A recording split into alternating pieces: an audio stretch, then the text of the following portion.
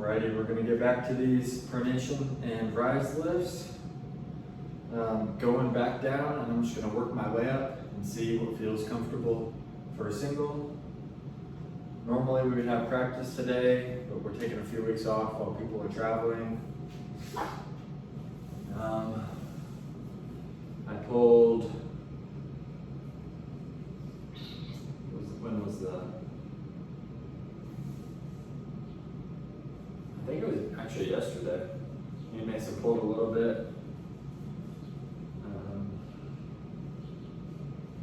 Still felt a little bit sore from the tournament. But it was more like rotation pressure versus rise and pronation. So we're just gonna try these again and see where we end up. I was 187 today, and just gonna be, I kind of maintained since the tournament, so I'm gonna start pushing back up my food and try and get to my goal of 200. Alrighty, this is 40 pounds for rise.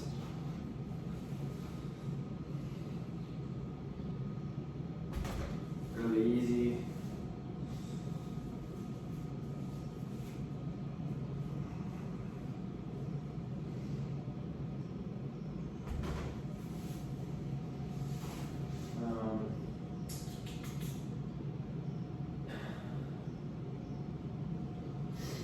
I think we'll add a 10, and this will be pretty close to max for my left. I'm going to keep my lifts the same on both so I can get them a little bit more even.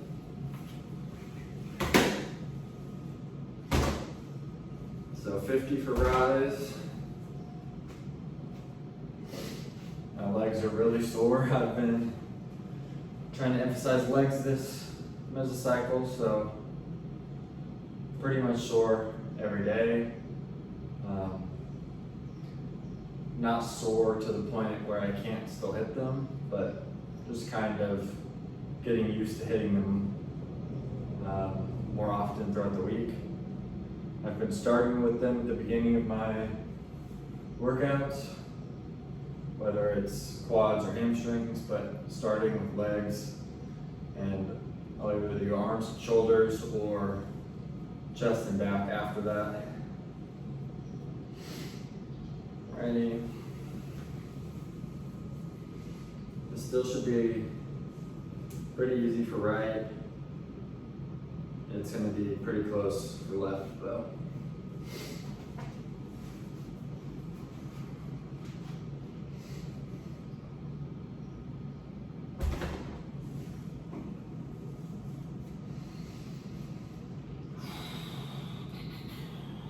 Let's see what my left can do today.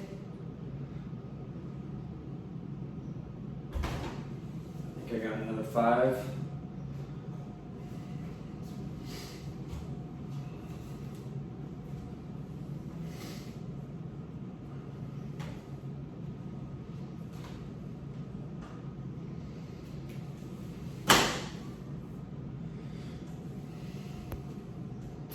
So rise is something I really want to get up on my left.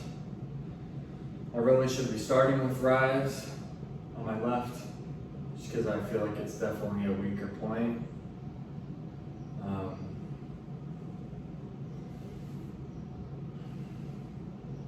Obviously, your non-dominant hand is going to have some catch-up to do, but trying to get them as close as I can together. They're both the best they've ever been right now, but everyone is always improving, or at least taking steps forward in knowledge and understanding.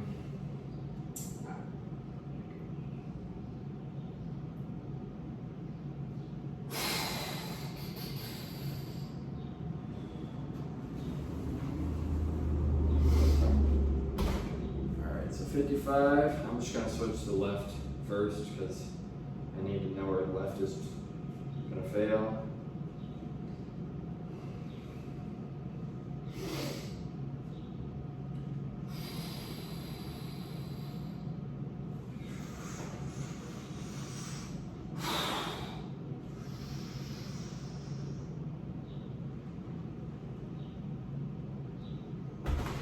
yeah, we're gonna stop there.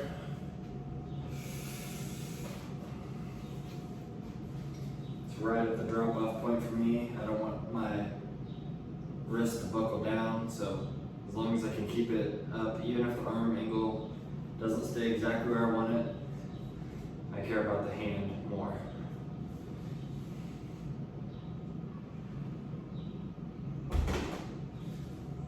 That one I tried to not lean back as much, and my hand might have dropped a little bit, but I still felt it intact.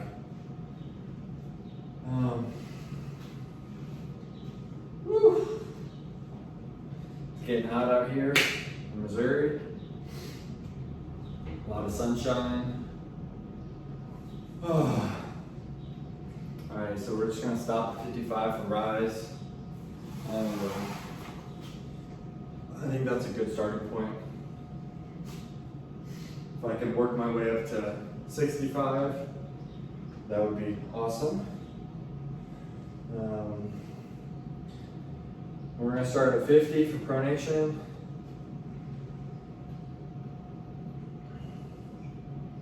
I really want, for pronation, keep my arm parallel to the ground instead of coming up like this. That's going to be what we're working on most. It's keeping that arm angle so that all the tension is on my pronation. It's also building up that static for the elbow flexors. And that's normally where I feel the most tension, and I mean, elbow flexors are part of arm wrestling. So keeping those under stress is not going to hurt you unless you're overtraining or not focusing or not isolating other parts of your arm as well.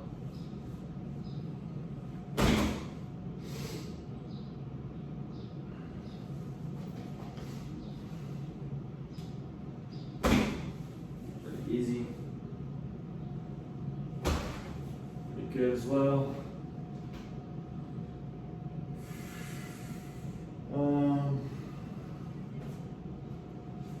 We'll just bump up to 60.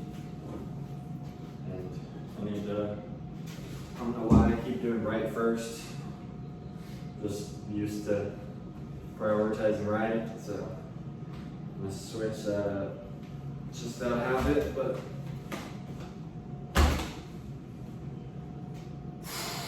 I think the most I've ever done for pronation is 70.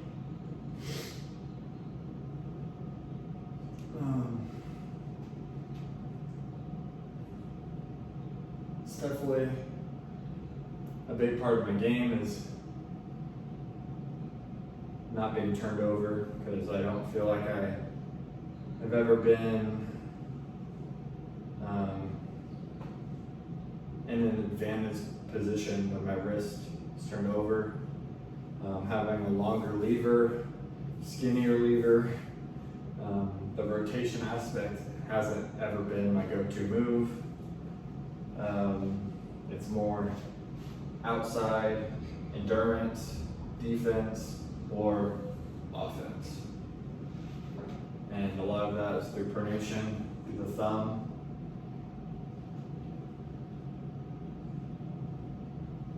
If I have my hand and wrist, the rotation will come.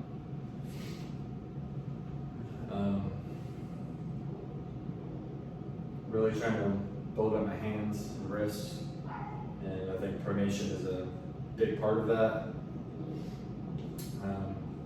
Definitely need to work on finger strength and cupping, but these two lifts keep you away from your opponent and makes it harder for them to gain power. All right, so this is 60 for pronation.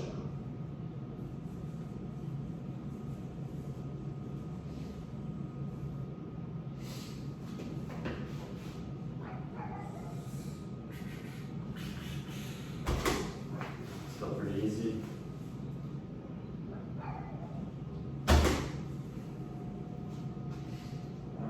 We'll Let's go for 70. I felt pretty good.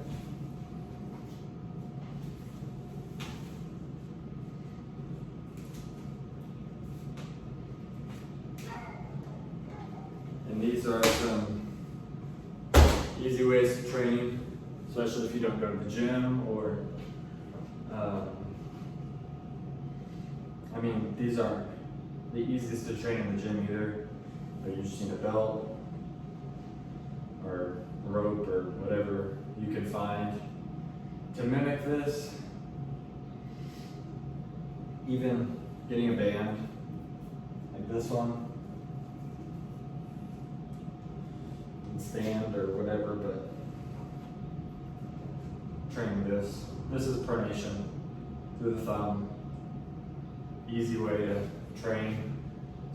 If you're just at home and don't even have weights, you can buy a resistance band for like $5.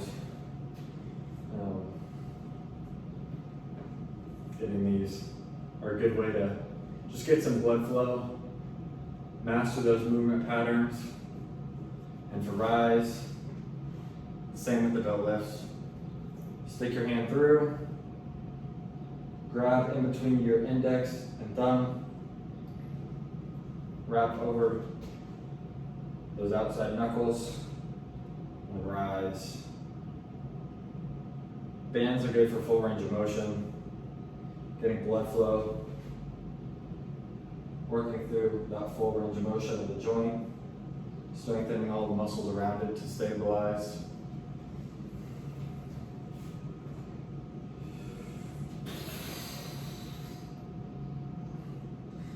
But arm wrestling is a strength sport.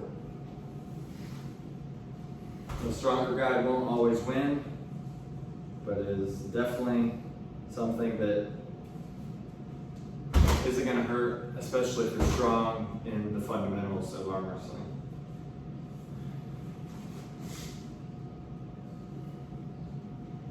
Alright, so this is my previous best with good form. I think I bumped up to 75 one time, and I think I was really overtrained, but it wasn't a clean lift, and I didn't ever replicate it after that. So here we're going to go for the cleanest lift at this weight I've ever done, starting with left.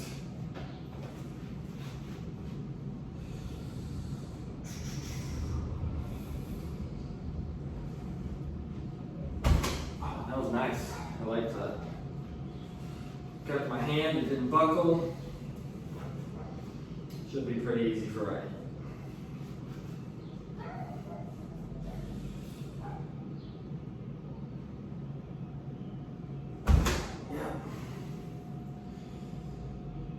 Thing where I normally feel it is when I'm rocking back, I'm pushing very hard through this humerus bone on my knee, and I feel pressure into the humerus and back of the elbow.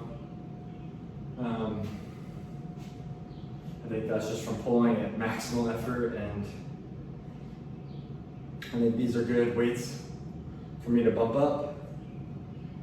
And I need to find some smaller increments of weight adding. My buddy Jacob from Jake's Arm Wrestling Universe, he just got a 1.25 pound increment. I think I need to follow in that direction.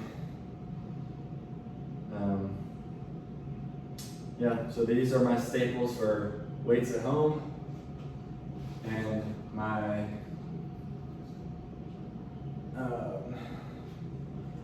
blood flow regimen is pretty similar to what it's been past couple months. I just do it off this railing here, and I've been using the multi-spinner, high and low cut multi. High wrap targets pronation, stabilizes through pronation, and low wrap through supination. But I switched to this finger wrench that I bought because because at the gym, training for strength, it was a new movement for me, and I tried to add strength to it, and I wasn't super accustomed to the movement pattern yet. So just doing this for my blood flow. I normally double wrap it, so it's double the tension. And I'm down like this, just pumping it until right before the burn. I'll do that right and left.